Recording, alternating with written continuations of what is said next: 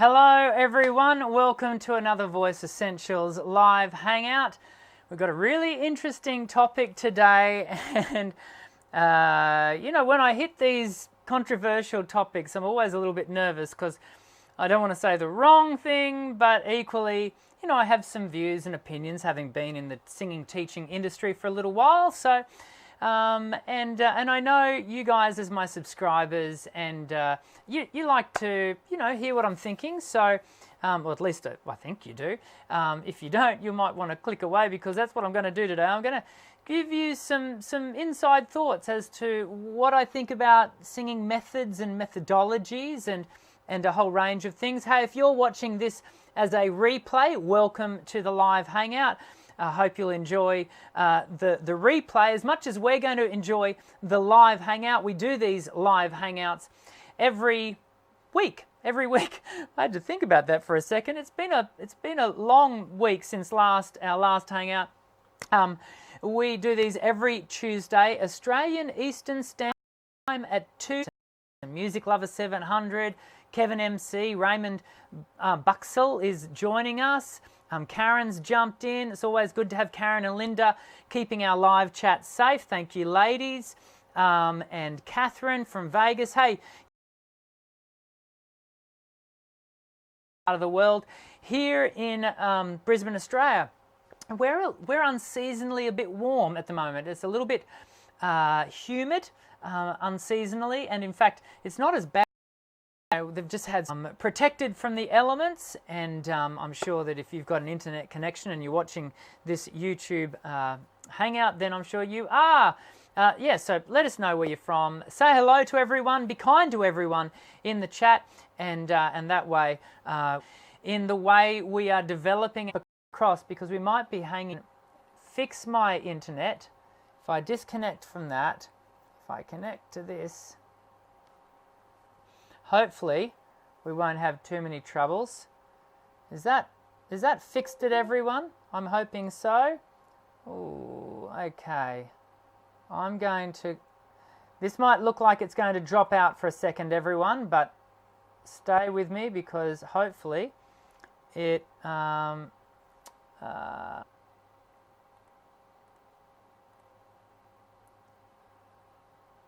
okay, hopefully I've got the connection issues sorted, and just having some issues.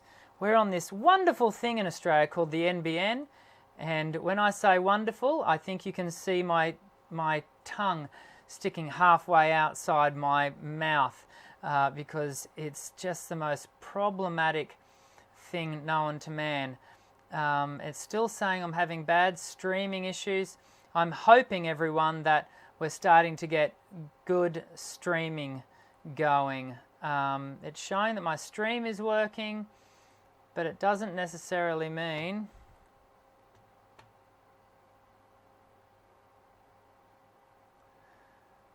Okay. Can someone let me know in the chat whether we're okay now?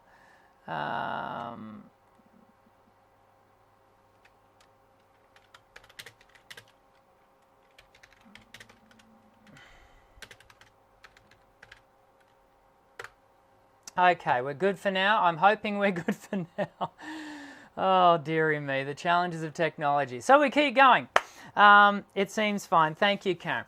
Okay, so let's, look, without further ado, let's jump across and do our usual entry into the show, and we'll get started on today's topic. Sound check. Check 1, check 2.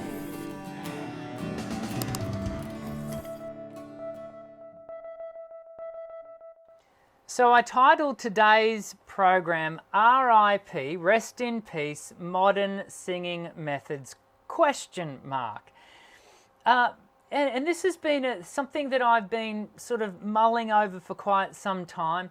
In some respects, ever since I've been doing the online space, and it's partly driven, there's a whole range of things going on here for me, and I want to be really clear up front in my discussion.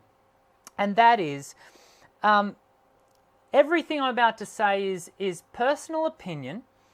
It is by no means delivered as being infallible. It's opinion, therefore it's open to change, it's open to growth, it's open to being refined. Nothing that I'm about to say, if I do say something controversial, nothing I'm about to say should be taken as gospel, because, well, I really don't think anyone can hold to a gospel around this subject, because we're really talking about, I want to just briefly talk about some history around contemporary vocal pedagogy, and talk about where we've kind of arrived at today, and maybe give you some insights into, you know, the machinations of what happens behind the scenes internationally around vocal pedagogy, which again, by no stretch do I have, you know, an insight into everything that goes on. And some of the people I'm going to be talking about, some of them I've met, some of them I haven't, some of them I've been able to query about their methods and the way they teach, and others I haven't. So it's really important as we get into this that you contextualize and frame this purely as a developing view, a developing opinion, and that's probably the best way to say it. So I put up this question. I'll see if I can bring it up for us over here, and I'm just keeping an eye on that live stream, everyone, to make sure that it's okay. Let me bring this up, this page here. So I put this question up for us last week. And for those of you who don't know, occasionally I do put questionnaires and some things up here on the community tab.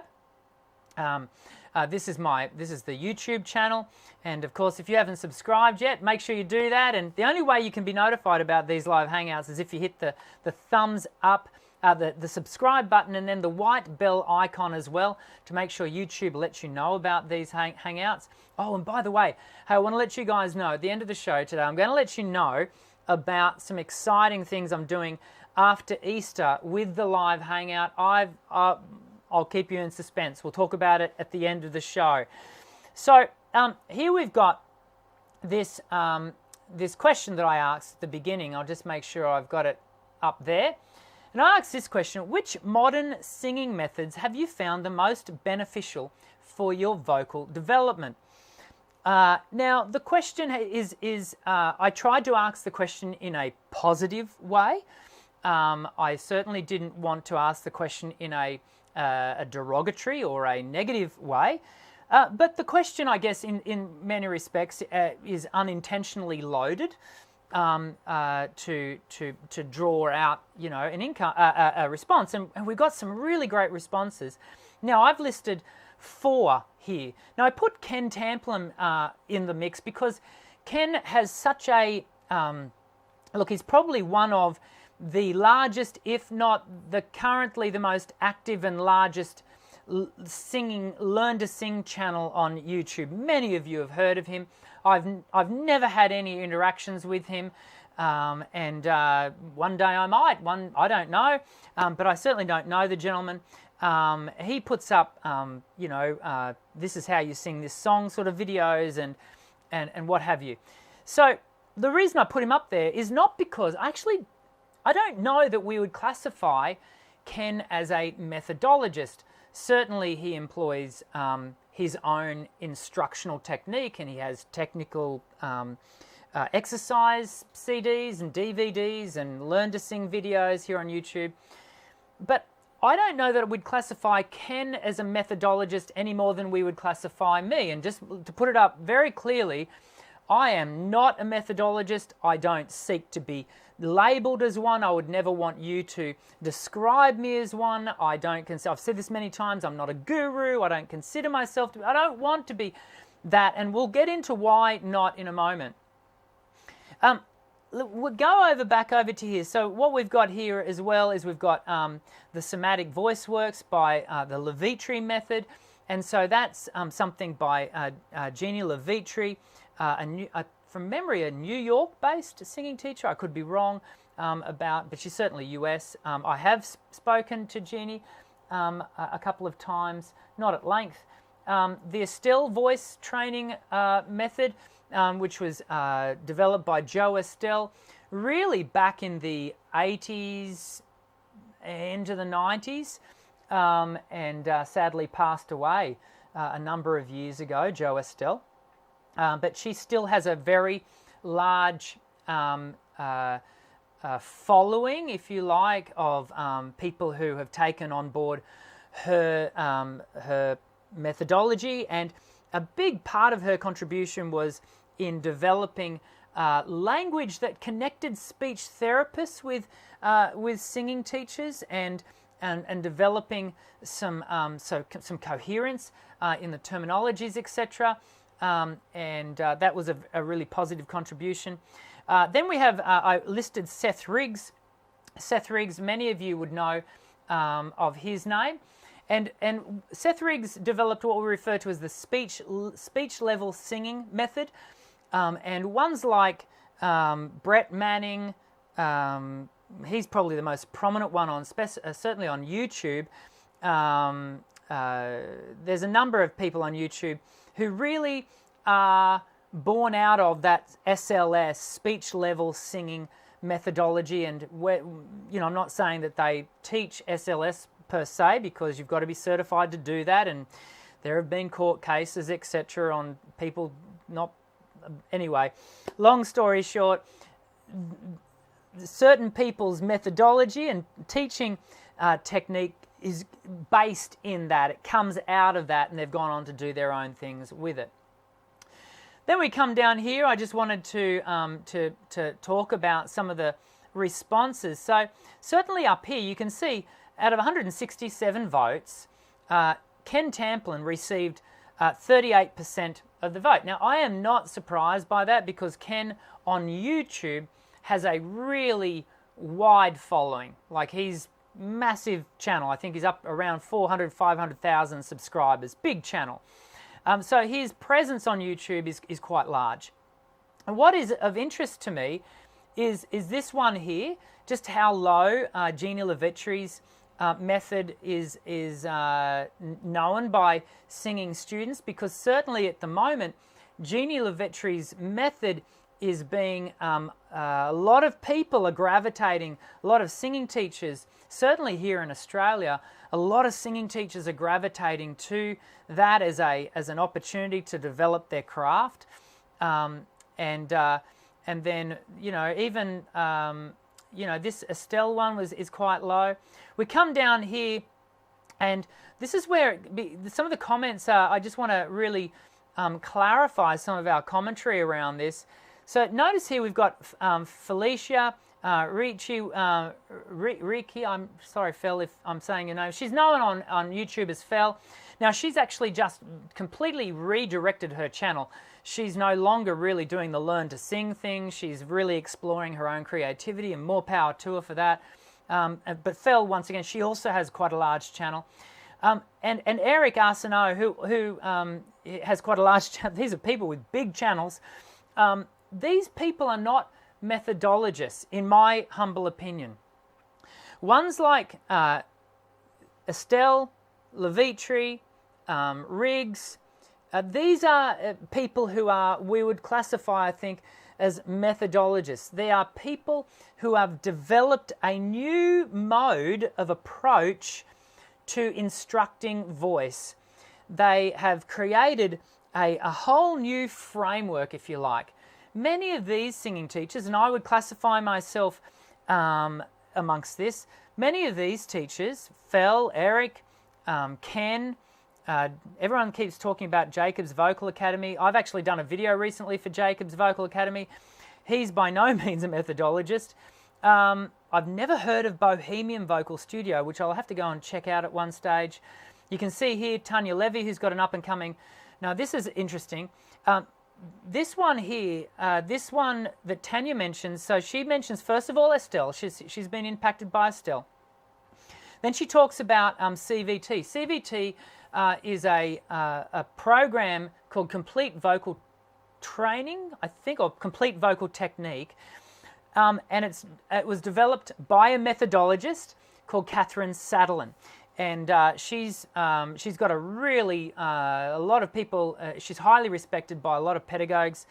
Some people, now here's the thing, when it comes to every pedagogue, every methodologist you can name, if they are polarized people. You will find people who absolutely love them, and then you'll find people that are not so enamored with them, and so you very rarely have people that will sit on the fence when it comes to methodologists. But what methodologists do is they're a bit like icebreakers at times. They kind of pave new ways. They break new ground, and that's certainly Catherine Sutherland would, in my opinion, fall into that. Another methodologist in the contemporary world would be perhaps Melissa Cross when it comes to Zen of Screaming. She would be regarded, I think, by many pedagogues, many singing teachers, as a methodologist. So we come down here, verba vocal. Certainly I wouldn't have thought that she's a methodologist. Tristan certainly isn't. And so McCloskey vocal technique, I've never heard of that, so I can't comment. But Benjamin, obviously, I went and checked out his channel because he's got quite a few subs and he's doing some lovely vocal work on that. Roger Burnley, most certainly. Roger Burnley is and singing success. Certainly Roger is more SLS, speech level singing. It can be really beneficial, I think, to understand where a singing technique is coming from. What is the underlying foundation, technically, of that teaching? And it can give you some good insights into what you can expect, Daniel, expect to gain, what you can expect to gain from that teacher, and also what you can expect not to gain. And I guess that probably brings us to the next little point that I want to make. And so there's a whole heap of people that made some. Hey, thanks everyone once again for making. There's Carl's mentioned there.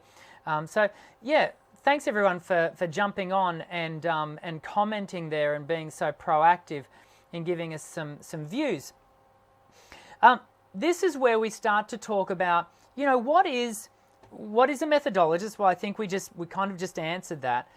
And what is purely a singing teacher who's come along and is taking those values from that methodologist and employing them into, I'm just going to change us back across everyone to this. What are the things that we are going to gain from that teacher, and what have they garnered? So straight up front, full disclaimer, my influence, my singing teacher, I've had a number of really good singing teachers over the years. I had a lady who actually heads up the classical department of the Queensland Conservatorium of Music. Her name is Margaret Schindler, and she gave me only 1 year I had with her, but she had such a big impact on my voice. And that was back when I was doing classical. Then I spent a good period of time with a lady that is highly regarded here in Australia called Irene Bartlett.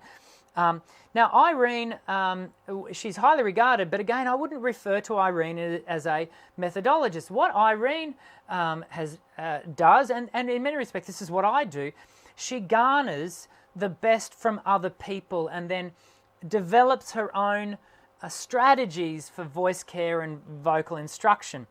And certainly when I was with her in the late 90s, early 2000s, Seth Riggs played a part in my development because that's who Irene was instructing from. Neil Semmer is a name that many of you may be unfamiliar with, but is a highly regarded music theatre pedagogue who, again, I think comes out of New York. Estelle played a part, so I do use words like twang and in fact that's probably the only lasting word that I have from Estelle, but certainly Estelle enabled me to develop really good relationships with speech therapists and ENTs, which is fabulous. And then what I've gone on to do is develop even further in taking and feeding in other troughs, if you like let me show you. This is probably the first book. I've actually got a whole range of books here. Now, I wanted to show you just the development of pedagogy, kind of in one way or another. So this is a book called Structure of Singing. This is by Richard Miller. In fact, actually, I shouldn't go to that one first. I should go to this one. This is probably one of the first books I ever bought for voice. This is called Singing for the Stars. It's this Seth Riggs complete program for training your voice. And so this came with a couple of CDs, and Irene instructed me to buy this, and so we started to look at that. So there you go. There's my evidence that Seth Riggs has had an influence on my voice. He certainly, his training program certainly has. But can I show you how thick that is? That's how thick that is. Now, my next book, when I started to look at voice pedagogy, I actually started with this book. This is by Richard Miller, called The Structure of Singing. Ladies and gentlemen, this used to be the Bible of voice pedagogy. Probably through the late 80s into the early 90s, probably into the mid-90s, this was the book. If you were teaching voice, if you wanted to, this was the book you went to. And look, there's still some really good stuff in here. But have a look at how thick it is. Have a look at how thick that is. Okay, so even there you can see some development. This was produced back in the mid-70s, late 70s, early 80s. This is produced, I forget exactly when it was first published, but it's way back in 1996. I don't know that that's the first. Anyway, so there you go. Then comes along this collection. This is called Body, Mind and Voice. And you can see it's actually got 3 volumes. You can see how much pedagogy. Now, this is released in the year 2000, okay? And you can see how much more. Firstly, the size of it. Oh, where am I? I'm coming over here. I'll come over this side. So you can see the size of it. You can see the thickness of it is increasing. Our knowledge about voice is starting to, by the year 2000, we've got a lot of researchers starting to really do some exceptional work in the area of voice. Let me just bring this up here. I'm just double checking that we've got everything's going good. Now, so do you know what? Even up until probably 2010, I would be referencing these books quite a bit. By the way, these are only the smallest collection of my library when it comes to vocal pedagogy books. I'm a bit of a bibliophobe. I do like collecting books about vocal pedagogy. So this series here during the 2000s became my Bible, and I still reference it on a regular basis. But at the beginning of this year, I bought, it's so heavy. I bought this series. Now, this series is called Professional Voice, The Science and Art of Clinical Care. It's the 4th edition. It's so heavy. It's by Professor Sataloff. Now, Professor Sataloff is regarded as one of the world's leading voice scientists and otolaryngologists, voice researchers. Now, again, I've got to pick this up because it's super heavy. Now, how am I going to do this? That compared with that, can you see the difference in the size? Yeah? So, now this was released last year, mid-last year. It costs a fortune. That is probably the preeminent available text right now when it comes to voice pedagogy. I guess the point I'm making is that we started, can I show you, back in the 70s. Oh, let me bring it up. Oh. We started with that thickness, this one here, the Singing for the Stars. And now we are up to, look at the size of the professional voice stuff. Oh, wow. I've never been so exhausted during a live hangout in my life. Okay, so I'll just sit that there for a second. Now, this stuff, I am actually quite exhausted after doing that. Because it's so heavy. What I guess I'm getting at is the progression of voice research has been exponential in even just the space of 40 years. One of the challenges faced by methodologists is their method becomes, I guess, etched in concrete. It becomes fixed in time. Not all methodologists find themselves cemented and rooted into that moment in time, but some of them unfortunately do. What we as people who are learning to sing need to be really super careful of is that we don't become cemented in time. This is a very difficult thing.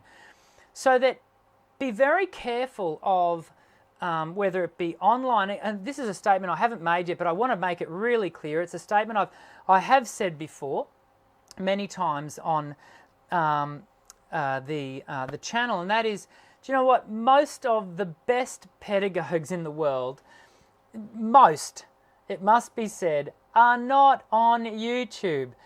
And look, to be honest with you, there's actually a bit of a stigma that goes with those singing teachers who, for whatever reason, are wise enough or silly enough to find themselves having a YouTube channel. And so that's just a side note, and Karen could attest to the fact that there is a little bit of a thing. You know, if you're on YouTube, you must be, selling snake oil. Well, hopefully that's not what we're doing here. I know Karen doesn't do that on her channel, and there are a number of really excellent channels that are seeking to provide you with fact-based pedagogy. Now, unfortunately, the facts continue to shift a little because we are continually learning, and that I cannot tell you how heavy this is. I should have weighed it before I got it off the shelf because, man, okay. And you'll start seeing, in fact, in the last couple of months, I have been referencing in our videos, I've been referencing from this text, not always, but some of the time, because I want to give you guys the latest and the greatest information available when it comes to learning to sing. And so be very careful. Some old ideas die very hard, whether it comes to terminology, whether it comes to understandings of voice. And so, for example, an area that I've said to you guys many times before that I don't really fully understand yet, and I'm hoping to get Ken Bozeman on later in the year. One area that I understand a lot of is vocal resonance in the way that it's now being used around the mechanics of passaggio, etc. Because when I started teaching I started teaching in the late 90s, but when I started learning voice, this was what we were learning from. It was, that thick. Now, our pedagogy books, mind you, there are other books, like I've got a Vernard book up there, which is 1970s, and it's much more detailed than this. A Sundberg book, which is probably around the same era. So this was not certainly the preeminent text of that era, but nonetheless, you get my point. The Vernard and the Sundberg book are not much thicker than this. I guess what I'm getting at is, please be very careful online when it comes to hitching your ride to a particular method or a particular online guru.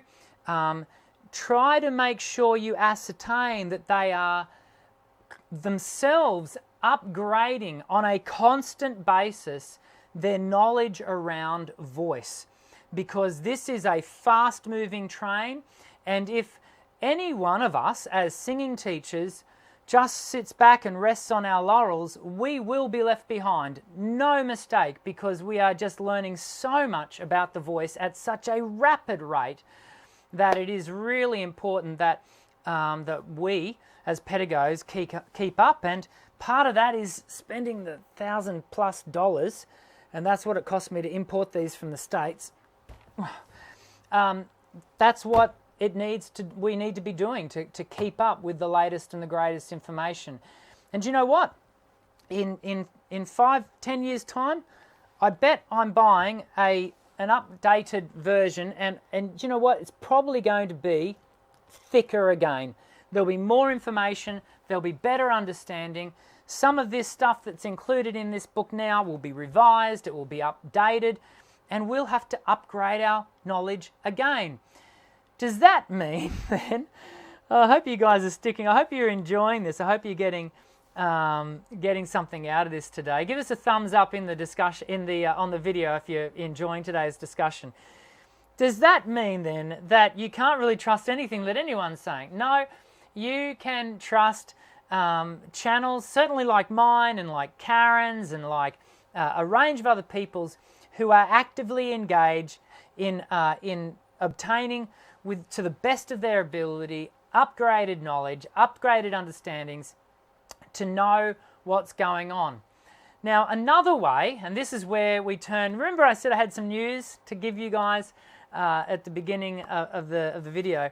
This is where I want to just let you all know, after Easter, now we've got one more live hangout next Monday, but the Monday after that is, certainly here in Australia, is a public holiday. It's Easter Monday, and so I won't be doing a live hangout. Not next week, I'll be here next week, but the week after, so we'll be taking a 2-week break. Then when we come back, I'm excited to let all of you know that I've lined up a range of internationally respected pedagogues who are going to join us live. Hopefully we'll be able to do some Q&A at the end of every end of every live hangout that we do with them.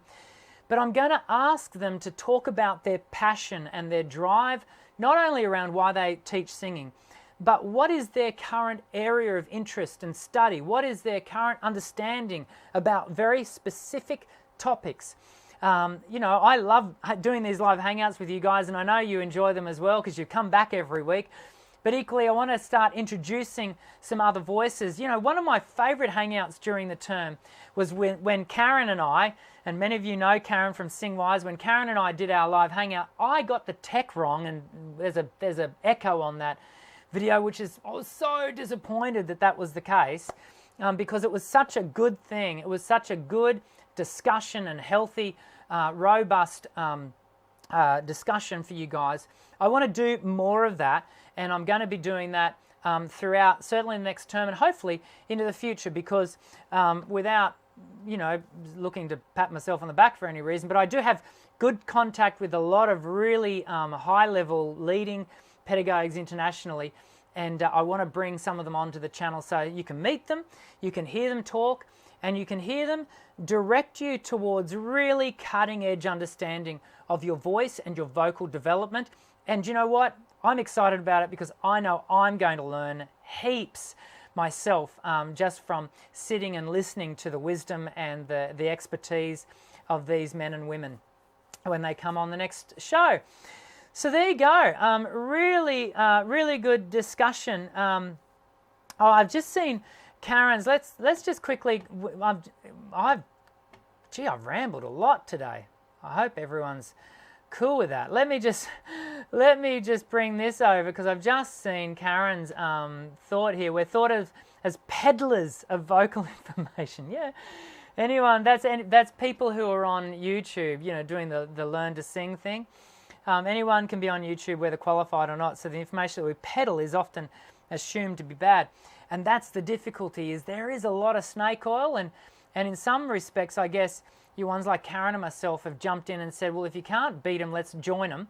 Let's get some good information up online. It doesn't mean we're infallible. It doesn't mean we get it right 100% of the time, but certainly we are aiming to really provide you guys with good, solid, researched, fact-based learning, and certainly that's what I aim to do here on the channel as much as I possibly can. Oh, that was a maybe I needed to get that off my chest. Let's come back up here and see if we've got any questions. I'm only going to answer a couple today because well, I've got a student coming in a moment, so I've got to be able to get their Coming back down here, Raymond is saying, I have a tessiture of A sharp 2 to B4. This question here, everyone. With a light timbre, what does that mean? Well, it doesn't mean anything particular. I would have thought that would suggest baritone. Raymond, I think I've responded to you on one of the videos, and we talked about your voice classification. So, look again, don't get so hung up on voice classification. You know, it's a box, it's an important box for classical singers because they are driven by their fach a lot, according to repertoire. In contemporary voice, it's just, I don't know, I just don't see it as such a big issue. It's, you know, I am going to do a video, like a pre-record video again on voice classification and answer many of your questions later in the year, because everyone keeps asking about it. But even then, I think I'll be driven to say, but it's not that big a deal. It has its place, but don't feel like you've got to place a label on your forehead and then, you know, live up to that label. You are unique, wonderfully unique, and you know, celebrate that uniqueness.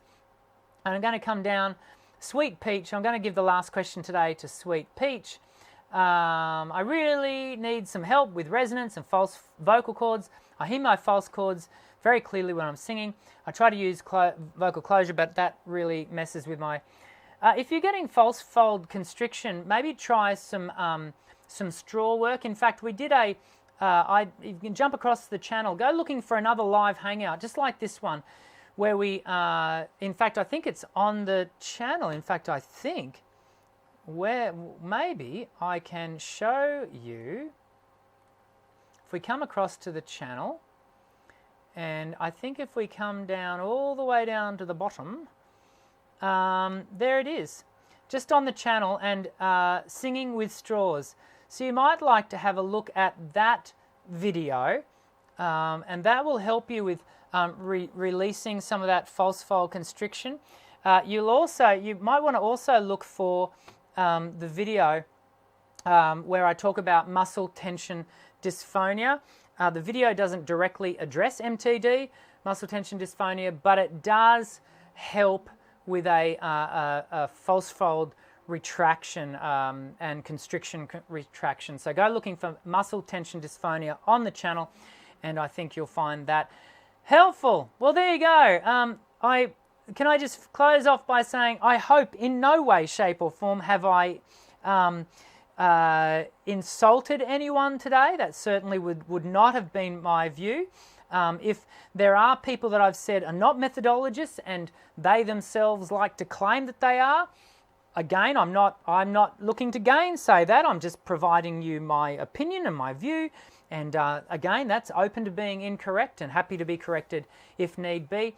But I think the people I've talked about, the Estelles, the Levitris, the Riggs, the Millers, Zen of Screaming. Oh, my brain's gone blank. These are methodologists. They're cutting edge. They're breaking new ground. Most other singing teachers, me included, we are taking advantage of that new ground that has been broken, and we are developing our pathways of learning out of those learnings that they have, you know, so kindly distributed to others.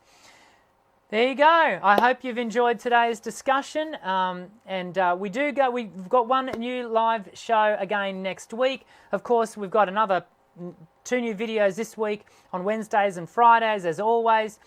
Hey, if you've enjoyed the video, please hit the thumbs up button. If you're new to Voice Essentials, please subscribe. You would be joining the most encouraging community of singers from across the globe who, just like you, want to raise their voice in song, and we all want to do it to the very best of our ability. And this community, this Voice Essentials community, will really support you in that. And make sure you always read the comments section underneath the videos, because I learn so much from you guys, and I know you'll learn so much from each other as well. So make sure you do that under every video. Again, thanks for tuning in.